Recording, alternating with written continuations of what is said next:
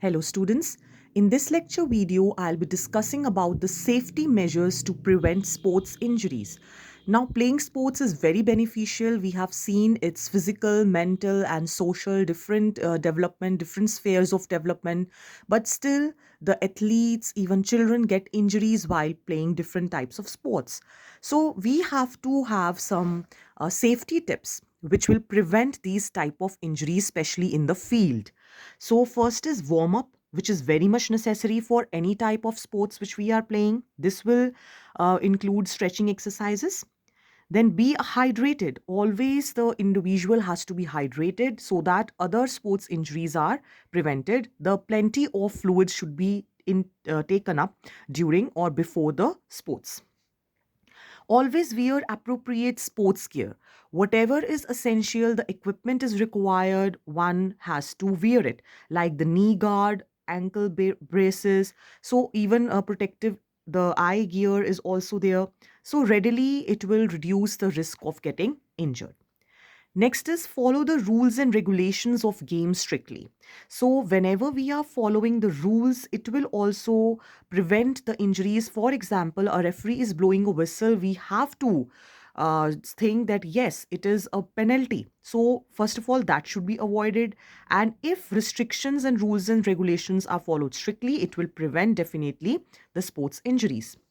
Then give priority to rest. Rest is also important. Suppose if it's a league tournament for many days, so in between, intermittent rest is taken care of. Next, follow a good diet. So a balanced diet will help, always help to stay fit and safe. Don't play when you are injured. So if a person is tempted to play, if in case of injury, it will even worsen the injury. Proper supervision under the playground equipment, many injuries can be prevented if a particular person is appointed to supervise the athletes. Then proper surface of playground, court or field, that is very essential. That will reduce the risk factor for development of any injury.